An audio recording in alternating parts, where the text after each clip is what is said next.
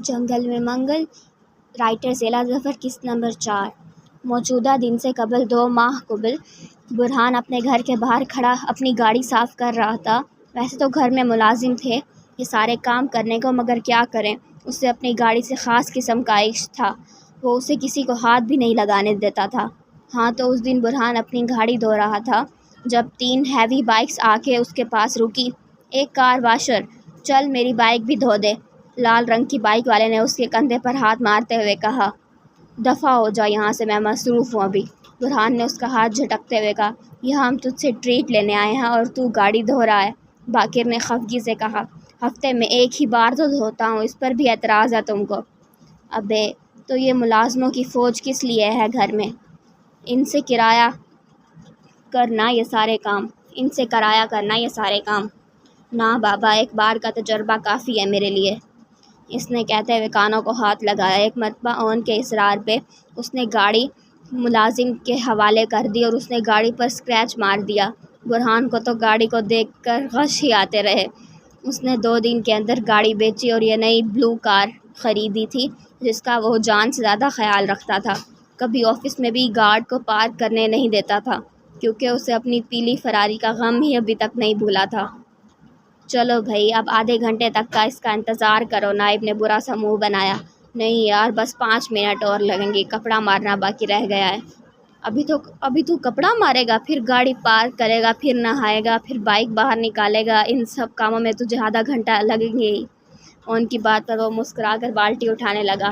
تبھی اس کی نظر سامنے والوں کے دروازے پر پڑی تو اس کے چہرے پہ شرارتی مسکراہٹ آئی۔ اوے یہ مت کرنا، ان نے اس کے چہرے کی مسکراہٹ دیکھ لی تھی، اس لیے اسے تنبیہ کیا۔ کیا نہ کرو، اس نے انجان بنے کے سارے ریکارڈ توڑ دیے۔ تو ہر بار اپنے گھر کا گندا پانی سامنے والوں کے گھر ڈال دیتا ہے۔ ہاں تو وہ بھی اپنے گھر کا گندا کچرا کاٹ کباڑ ردی ہمارے گھر کے دروازے پر چھوڑ جاتے ہیں۔ ایک بار تو حد ہی ہو گئی، اپنے گھر کا پرانا فرنیچر ہمارے دروازے پر ڈال گئے تھے، برہان نے منہ بناتے ہوئے کہا، اور سامنے والوں کے دروازے کی طرف دیکھا جن کا گارڈ غائب تھا۔ مطلب موقع اچھا تھا۔ اس نے پانی سے بھری بالٹی اٹھائی اور سامنے والوں کے دروازے پہ اچھال دی، اور اسی وقت سامنے کا دروازہ کھلا اور اندر سے نکلنے والی لڑکی پوری کی پوری سرف اور مٹی والے پانی میں بھیگ گئی۔ برہان نے حیرت سے اسے دیکھا۔ سامنے والے گھر میں تو ایک ہی لڑکی رہتی تھی، سونیا، جو برہان اور اس کی دادی کو ایک آنکھ نہ بھاتی تھی۔ پھر یہ کون تھی؟ اگر کوئی رشتہ دار تھی تو آج پہلی بار دکھی تھی۔ یہ کیا کیا تم نے؟ رشنا نے غصے سے اس کی طرف آتے ہوئے کہا۔ وہ گڑبڑا گیا۔ تمہاری ہمت کیسے ہوئی اپنے گھر کا گندا پانی کسی اور کے گھر پھینکنے کی؟ کہاں ہے تمہارا مالک؟ بلاؤ اسے۔ پتہ نہیں کیسے ملازم رکھے ہوئے ہیں، وہ غصے سے بولتی ہی چلی گئی۔ میں ملازم نہیں ہوں۔ اچھا تو پھر کیا غلام ہو؟ اس نے مذاق اڑایا۔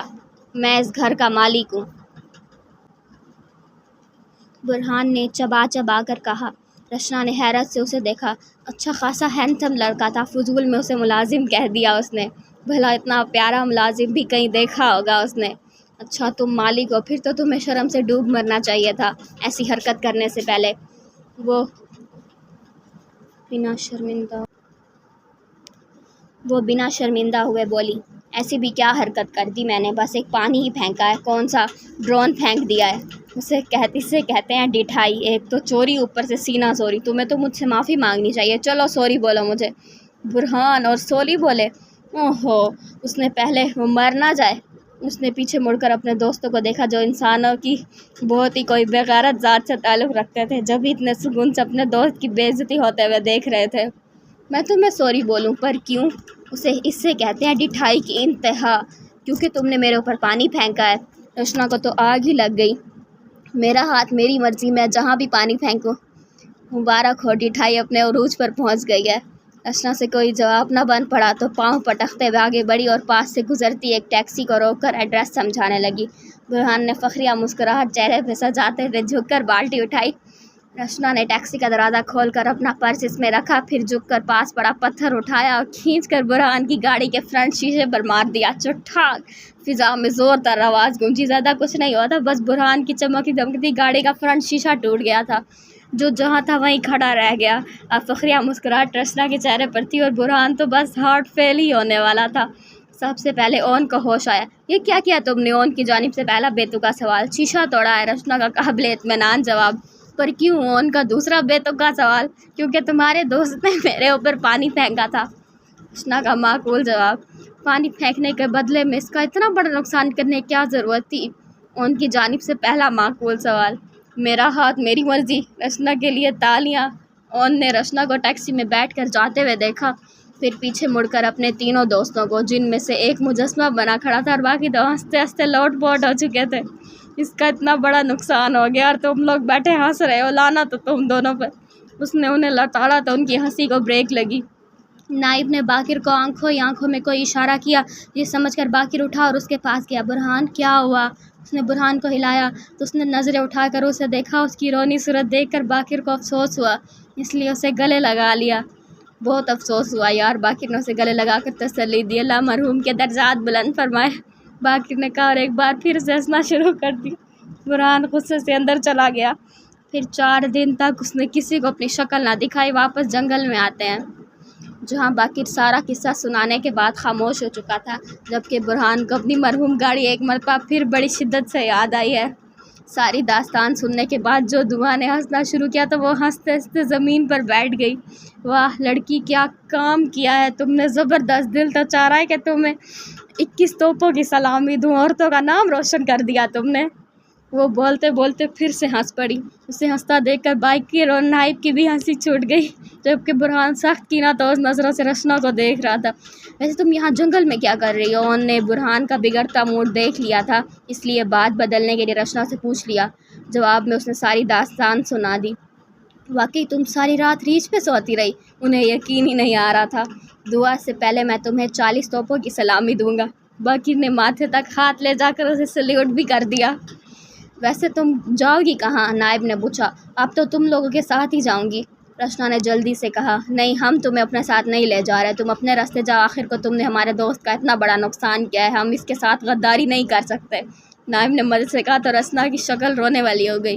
تم میرے ساتھ ایسا کیسے کرو گے؟ میں تو تمہاری بہنوں جیسی ہوں نا، مجھے خون شام بھیڑیے کھا جائیں گے، تمہیں اچھا لگے گا؟ کیسے بھائی ہو تم؟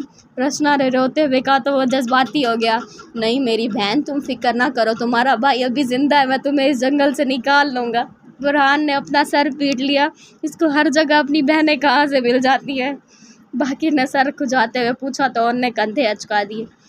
کس طرف سے نکلنا چاہیے اب؟ آدھا جنگل ہم دیکھ چکے ہیں اور آدھا رشنا، پھر بھی راستہ نہیں ملا۔ نائب نے مبالغہ رائے کی انتہا کر دی۔ چلو اس طرف سے نکلتے ہیں۔ برہان نے اسے بکواس پر گھورا اور ایک نئی سمت کی جانب چل پڑا۔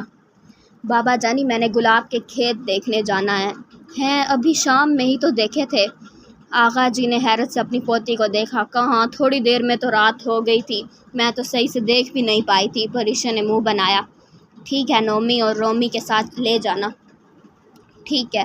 نہیں بھائی، میں نہیں جاؤں گی ان دونوں کے ساتھ، اللہ توبہ، اتنے بولتے ہیں دونوں، میں بچی تھوڑی ہوں، وہاں شہر میں اکیلے گھومتی ہوں۔ بیٹا تم کو یہاں راستہ نہیں پتہ، اگر گم ہو گئی تو وہ دونوں تمہیں صحیح سلامت گھر پہنچا جائیں گے۔ اچھا ٹھیک ہے، پر ان سے کہیں ذرا کم بولا کرے، پریشا نے کہا تو وہ ہنس دیے۔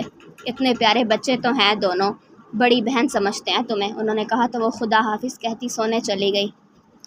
تم نے مجھ سے کہا تھا کہ تم انہیں ڈھونڈ لو گے، پھر ابھی تک کیوں نہیں ڈھونڈا؟ کیوں نہیں ملے وہ لوگ؟ باس نے غصے سے خان کو کہا۔ بس مجھے 1 دن کی مہلت دے باس، میں انہیں ڈھونڈ نکالوں گا۔ ٹھیک ہے، بس 1 دن ہے تمہارے پاس، باس غصے سے کہتے ہوئے اٹھ گیا۔ ایسا پہلی بار ہوا تھا کہ خان کسی کام کے لیے مہلت مانگ رہا تھا، اور ایسا پہلی بار ہی ہوا تھا کہ جب باس اس پر غصہ ہوا تھا۔ وہ وہیں بیٹھ کر آگے کا لاہے عمل تیار کرنے لگا۔ سب چپ ہو جاؤ سب۔ وہ لوگ آرام کی غرض سے ایک جگہ بیٹھے ہوئے تھے، تب اچانک ہی نائب نے سب کو خاموش رہنے کو کہا۔ کیا ہوا؟ سب نے حیرت سے پوچھا، پر وہ بنا کوئی جواب دیے سامنے جھاڑیوں کی جانب دیکھتا رہا۔ ابے جیمز بانڈ کی اولاد، اب بتا بھی دے، برہان نے تنگ ہو کر پوچھا۔ ادھر جھاڑیوں سے عجیب سی آوازیں آ رہی ہیں، اس نے کہا تو سب جھاڑیوں کی طرف دیکھنے لگے، پر کوئی غیر معمولی بات نظر نہ آئی۔ کچھ نہیں ہے، وہاں فضول میں ڈرا دیا، باقر نے کہا، پر میں نے دیکھا تھا جھاڑیاں ہل رہی تھیں، وہ بضد تھا۔ اوہو، ہوا سے ہلی ہوگی، مجھے بھوک لگی ہے، ہم کب یہاں سے نکلیں گے؟ دعا نے تھکن زدہ لہجے میں پوچھا تو باقر کو اس کی حالت دیکھ کر افسوس ہوا۔ ہم کوشش کر رہے ہیں، دعا انشاءاللہ جلد ہی یہاں سے نکل جائیں گے۔ اس نے دعا کو تسلی دی۔ دعا نے بس اتنا ہی کہا اور گھٹنوں پر سر رکھ دیا۔ دعا باقر نے اسے پکارا پر اس نے کوئی جواب نہ دیا، سو گئی ہوگی یار، برہان نے باقر سے کہا اور یہاں وہاں دیکھنے لگا۔ اون اپنا چشمہ اتار کر درخت سے ٹیک لگائے سو گیا تھا۔ نائب ابھی تک جھاڑیوں کو دیکھ رہا تھا۔ دعا سو چکی تھی، اس کے برابر بیٹھی رشنا ہاتھ میں پکڑی لکڑی کے ٹکڑے سے زمین پر آڑی ترچھی لائنیں بنا رہی تھی اور باقر نہ جانے کن سوچوں میں گم تھا۔ اسی وقت نائب زور سے چلاتا ہوا اپنی جگہ سے اٹھ کھڑا ہوا۔ اسے دیکھ کر باقی سب بھی کھڑے ہو گئے سوائے اون اور دعا کے۔ انہوں اپنی جگہ سے ٹس سے مس بھی نہ ہوئے تھے۔ کیا ہوا؟ برہان نے نائب سے پوچھا۔ ادھر دیکھو، جھاڑیوں میں کوئی ہے۔ سب نے جھاڑیوں کی طرف دیکھا تو وہ واقعی زور زور سے ہل رہی تھی، جیسے کوئی اندر چھپا بیٹھا ہو اور بس باہر نکل کے آنے ہی والا ہو۔ وہ چاروں ایک ساتھ کھڑے ہو گئے اور دم سادھے جھاڑیوں کو دیکھنے لگے۔ فضا میں بس دو ہی آوازیں تھیں، ایک اون کے خراٹوں کی اور دوسرے جھاڑیوں کے ہلنے کی۔ اچانک ہی کوئی جھاڑیوں سے نکلا اور اچھل کے ان کے سامنے آیا۔ ان چاروں کی چیخ نکل گئی۔